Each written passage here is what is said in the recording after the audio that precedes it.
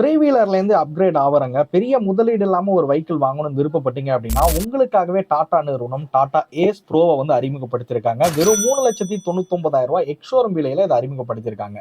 Petrol, பைஃபியூல் மற்றும் இவி வெர்ஷனா பார்த்தீங்க அப்படின்னா இந்த வெஹிக்கிளை வந்து அறிமுகப்படுத்தியிருக்காங்க. 750 கிலோ பேலோட் கெப்பாசிட்டி கொண்ட வெஹிக்கிளாக தான் இதை அறிமுகப்படுத்தியிருக்காங்க. இதோட டெக்ஸோட நீளம் அப்படின்னு எடுத்துக்கிட்டா 6.5 ஃபீட் பார்த்தீங்க அப்படின்னா நீளம் இருக்கிற வகையில் அது கொடுத்துருக்காங்க. பெட்ரோலுக்கு 1460 ஜிவிடபிள்யூவும் பைஃபியூலுக்கு 1535 ஜிவிடபிள்யூ இருக்கிற மாதிரி வந்து கொடுத்துருக்காங்க. இதுல மைலேஜ்க்காக பாத்தீங்க அப்படின்னா கியர் ஷிஃப்டர் அட்வைசர் வந்து கொடுத்துருக்காங்க. டேஷ்போர்ட் பாத்தீங்க அப்படின்னா கிட்டத்தட்ட கார்ல இருக்கிற மாதிரியான டேஷ்போர்ட் பாத்தீங்க அப்படின்னா இதுல வந்து பயன்படுத்திருக்காங்க.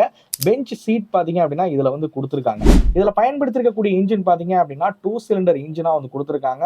694 சிசி கொண்ட டாடா ஏஸ்ல பயன்படுத்தின அதே இன்ஜின் தான் இதுல இருக்கிறதும். 30 horse power, 55 NM of torque வந்து ப்ரொடியூஸ் பண்ணக்கூடிய இன்ஜின் பெட்ரோலுக்கு, 25 PS power, 51 NM of torque பாத்தீங்க அப்படின்னா பைஃபியூலுக்கு இந்த இன்ஜின் பாத்தீங்க அப்படின்னா பவர் வந்து ப்ரொடியூஸ் பண்ணுது. ஸோ இந்த செக்மெண்ட்ல இருக்க காம்படிட்டர்ஸ் எல்லாமே சிங்கிள் சிலிண்டர் இன்ஜின் வந்து பயன்படுத்திருக்காங்க. பட் இது வந்து ஒரு ப்ரூவனான இன்ஜின் தான், டூயல் சிலிண்டர் இன்ஜினா வந்து கொடுத்துருக்காங்க. பவர் டார்க்ல எந்த ஒரு பிரச்சனையும் இருக்காது அப்படிங்கிறது கண்டிப்பா நம்புவோம். சஸ்பென்ஷன் பொறுத்த வரைக்கும் 4 வீல்லி இண்டிபெண்டன்ட் சஸ்பென்ஷன் வந்து கொடுத்துருக்காங்க. கேபின் பொறுத்த வரைக்கும் கிராஷ் சேஃப்டி ரெக்யர்மெண்ட் இருக்கக்கூடிய கேபினா தான் இந்த வெஹிக்கிள் வந்து உருவாக்கியிருக்காங்க. வெஹிக்கிளோட டிசைனே பார்க்கறதுக்கு ரொம்பவே சூப்பராகவே இருக்கு அப்படின்னு சொல்லுவேன். இந்த வெஹிக்கிளை பத்தின உங்களோட கருத்துக்களை மறக்காம கமெண்ட் செக்ஷன்ல பதிவு பண்ணுங்க.